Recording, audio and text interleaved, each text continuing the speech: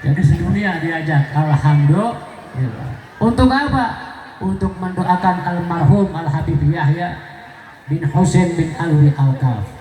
Ini adalah bukti nyata bakti daripada anak cucu keturunan kepada orang tuanya. Alhamdulillah. Dengan begini tambah barokah. Dengan begini Habib Yahya semakin gembira di alam kuburnya. Bahagia lihat umat Nabi Muhammad kumpul bersama, lihat anak-anaknya, lihat keluarganya, masing-masing semuanya bareng-bareng bersama-sama mendoakan beliau.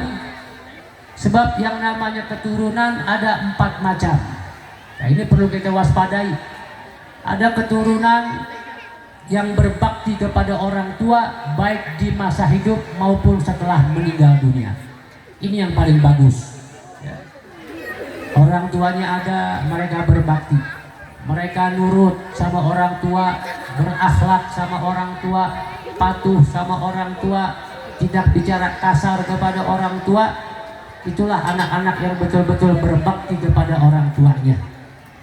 Nanti orang tuanya meninggal dunia, didoakan setiap saat, setiap waktu, setiap harinya, nggak pernah lepas mendoakan orang tuanya. Alhamdulillah.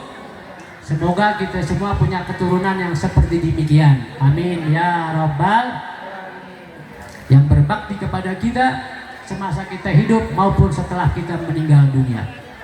Orang tuanya meninggal, diziarahin kuburnya, dibikinin tahlil 3 hari, 7 hari, 40 hari, 100 hari. Nanti ada waktunya datang setahun dibikinin haul. Alhamdulillah. Ini yang pertama, yang paling bagus seperti demikian. Kelompok yang kedua adalah golongan yang ketika orang tuanya masih ada, mereka durhaka sama orang tuanya. Tapi begitu orang tuanya meninggal dunia, mereka taubatan nasuha, nyesel senyesal-nyeselnya, taubat kepada Allah, berubah jadi anak yang berbakti. Makam orang tuanya diziarahin, diurusin, didoain saban waktu. Ini mereka termasuk golongan yang kedua. Walaupun dulu zaman hidupnya mereka durhaka, orang tuanya meninggal, mereka baru nyesel taubat kepada Allah Subhanahu wa ta'ala. Ini bagus ya, ini bagus. Walaupun dulu masih hidup orang tua ngelawan sama orang tua, bicara kasar sama orang tua, tapi pada akhirnya ada taubatan nasuha. Alhamdulillah. Yang ketiga, nah ini yang ketiga derajatnya udah makin turun ini. Hati-hati. Yang ketiga, orang tuanya masih hidup, mereka berbakti sama orang tuanya. Baik, luar biasa. Ya, patuh, taat, sopan, santun, luar biasa, masya Allah, tabarakallah. Begitu orang tuanya meninggal dunia, warisan dibagiin, selesai sudah. Nggak pernah lagi mikirin orang tuanya. Didoain enggak, diziarahin kuburnya enggak, ya, apalagi ditahlilin, apalagi bikin 3 hari, 7 hari, 40 hari, 100 hari, haul. Jauh daripada itu semua. Seakan-akan orang tuanya seperti kucing mati dikubur begitu saja udah ditinggal. Innalillahi wa inna ilaihi raji'un. Bahaya ini. Ini paham-paham yang sebelah sono. Di sini mah alhamdulillah enggak ya. Alhamdulillah. Ini bahaya ya. Jadi kesannya waktu orang tuanya hidup ada maunya saja ya, ada maunya dari orang tua, pengen disayang, pengen dibagi duit, pengen dibagi harta. Selesai orang tua mati, bagi-bagi warisan udah ditinggal, enggak dipedulikan lagi orang tuanya, enggak didoain. Naudzubillahi min dzalik. Yang paling parah mah yang keempat. Udah pada paham yang keempat ya. Yang keempat, durhaka sama orang tua, naudzubillahi min dzalik. Melawan sama orang tua, nggak pernah nurut sama orang tuanya. Begitu orang tuanya mati, apalagi bagi-bagi warisan udah selesai, nggak pernah mikirin lagi orang tuanya. Yang begini ini adalah anak yang durhaka sejati, naudzubillahi min dzalik. Bahwasanya orang yang dibenci sama Allah Subhanahu wa ta'ala yaitu orang yang durhaka kepada orang tuanya ya. Dalam riwayat Nabi ditanya sama sahabat, ya Rasulullah, amal apa yang paling Allah cinta? Kata Nabi, yang pertama as-salatu ala waktiha, sholat di waktunya. Jangan digampang-gampangin itu sholat, ditunda-tunda itu sholat. Tiba-tiba waktunya selesai, adzan duhur gak buru-buru sholat, ntar dulu, tanggung lagi jalan-jalan, tanggung lagi main HP, tanggung lagi rebahan, tiba-tiba waktu asar masuk. Nah ini bahaya. Kalau sekali mungkin kelupaan atau kecapean atau dia nggak sengaja, wajar. Tapi kalau seringkali, hati-hati.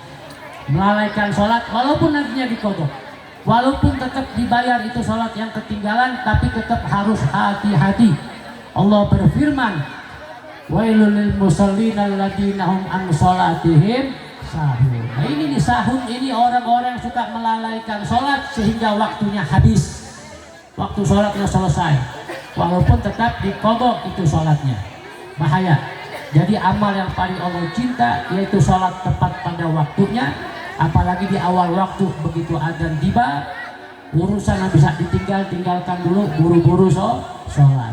Kalau mau ditunda-tunda dikit boleh, sholat duhur jam 1 silahkan, jam 2 silahkan, asal jangan sampai masuk waktu asar.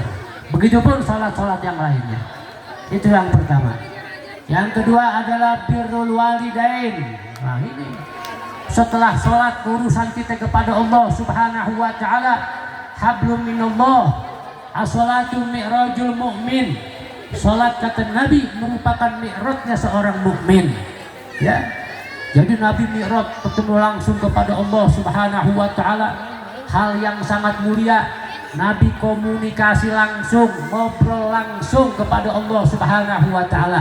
Belum pernah terjadi oleh Nabi dan Rasul manapun kecuali pada Nabi kita Muhammad Shallallahu Alaihi Wasallam. Nah kita umatnya gimana? Bisa nggak seperti itu? Bisa. Dalam keadaan kita sholat, kata Nabi, sholat adalah mi'rajnya seorang mukmin. Di saat itulah kita komunikasi kepada Allah Subhanahu wa ta'ala secara langsung.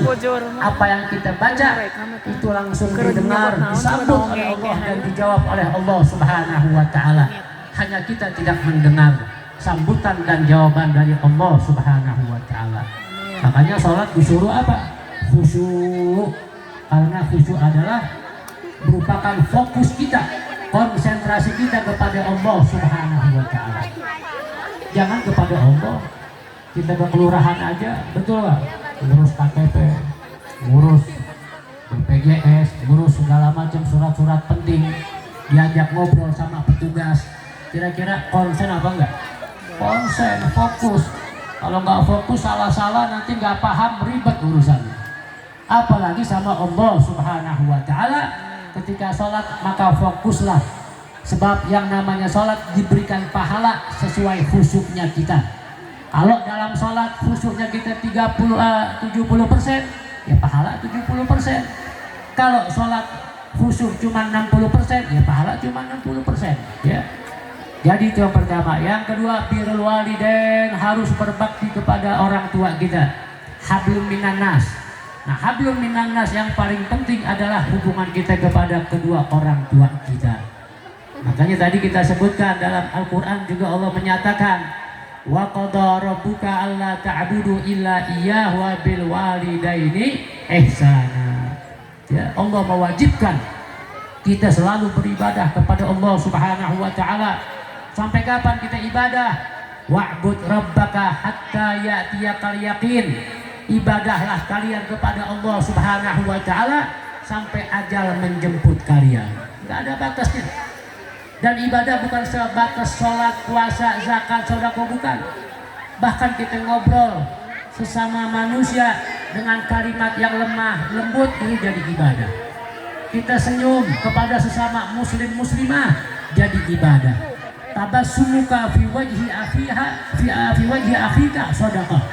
Kalian tersenyum di depan saudara kalian merupakan sedekah, merupakan ibadah.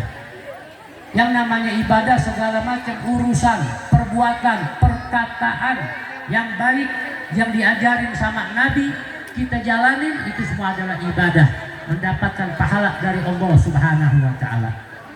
Tidur pun bisa jadi ibadah. Ya Allah, jam 10 malam saya udah lelah, saya mau tidur ya Allah.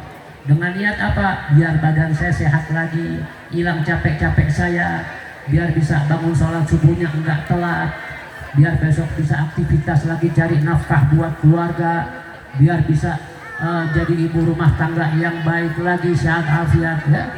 Itu tidur jadi ibadah. Selama kita tidur 5 jam, 6 jam, semua per detik dapat pahala dari Allah Subhanahu wa Ta'ala. Karena apa? Diniatkan untuk ibadah. Itulah indahnya ajaran Nabi Muhammad SAW. Bahkan tidurnya aja bisa jadi ibadah. Subhanallah. Apalagi sama orang tua ya. Wa qadha rabbuka alla ta'budu illa iyyahu wa bil walidaini ihsana. Dan jangan lupa kepada Allah, setelah ibadah kepada aku, kalian juga harus selalu berbuat baik kepada kedua orang tua kalian ya.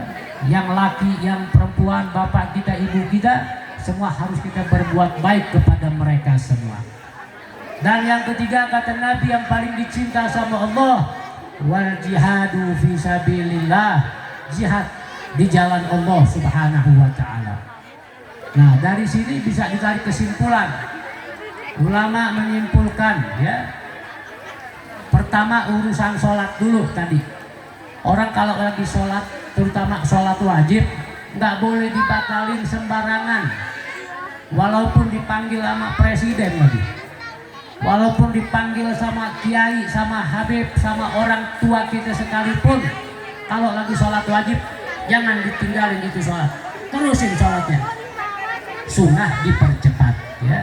Kalau orang tua yang manggil, sholat wajib tadi jangan ditinggalin, jangan dibatalin, tapi dipercepat. Nah itu kenapa? Karena sholatnya sholat wajib. Yang ketiga baru jihad fisabilillah, perang di jalan Allah Subhanahu wa Ta'ala. Zaman Nabi ada orang izin, ya Rasulullah, saya izin mau kemana? Mau ikut berperang sama umat Islam, melawan orang-orang kafir. Kata Nabi, kamu masih punya orang tua apa tidak? Masih ya Rasulullah. Sana izin dulu sama orang tua kamu. Kalau orang tua kamu kasih izin, ayo berangkat bersama kami berperang di jalan Allah. Tapi kalau nggak dikasih izin sama orang tua kamu, nggak usah berangkat, temenin aja orang tua kamu di rumah. Jadi derajat perang itu di bawah orang tua kita. Orang tua kita lebih utama daripada perang fisabilillah sekalipun. Ma'asyiral hadirat rahimakumullah. Jadi itulah pentingnya orang tua kita selama kehidupan kita di alam dunia ini, adalah berkah yang paling hebat apabila kita dekat dengan orang tua kita, selalu minta doa kepada orang tua kita, dan juga kita selalu mendoakan orang-orang tua kita. Dan ini juga bukti nyata daripada hadis Nabi Muhammad SAW, yang mana Nabi menyatakan apabila seseorang meninggal dunia, idza mata ibnu Adam in qata'a amalu, semua amalnya pahalanya selesai. Orang meninggal, orang mati di alam kuburnya itu para wali, ada yang masih bisa baca Quran di alam kuburnya. Bayangin tuh, mereka minta kepada Allah, saking mereka hobi baca Al-Quran, minta, ya Allah nanti kalau saya mati pengen terus baca Al-Quran di alam kubur. Allah buktikan. Bagaimana bisa tahu? Banyak wali-wali lain, orang-orang soleh lain yang memimpikannya lagi baca Al-Quran di alam kuburnya. Subhanallah. Ada para wali yang hobinya sholat sunnah. Mereka minta kepada Allah, ya Allah, kalau saya mati pengen terus bisa sholat sunnah di alam kubur. Allah kabulkan. Dimimpikan oleh orang-orang soleh, wali-wali tersebut lagi pada sholat di alam kuburnya. Subhanallah ya. Nah begitu juga daripada orang-orang mulia, orang-orang tua kita tadi, kalau udah meninggal dunia semua amalnya terputus kecuali beberapa perkara saja. Yang Nabi nyatakan di sini, pertama sedekah jariyah. Nah akan tetapi sholat-sholatnya orang wali tadi, begitupun baca Qur'annya, ibadah mereka di alam kubur udah tidak ada pahalanya lagi ya, selesai, nggak ada pahala. Itu hanya hobinya mereka, sukanya mereka. Beda sama orang-orang yang sedekah jariah di alam dunia, itu pahala terus mengalir walaupun orangnya udah meninggal dunia.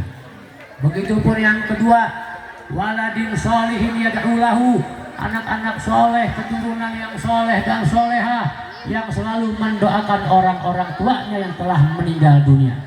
Ini keluarga besar Al-Habib Yahya Al-Kaf, Al-Habib Faruk, Al-Habib Najib dan yang lain-lainnya, mereka terus mendoakan orang tuanya di alam kubur. Allah kasih terus pahalanya kepada Al-Habib Yahya tersebut. Begitupun kita semua yang hadir, yang punya keluarga telah meninggal dunia, kita bacakan Fatihah, kita bacakan Yasin, tahlil dan lain sebagainya, pahalanya Allah berikan kepada mereka semua yang telah meninggal dunia.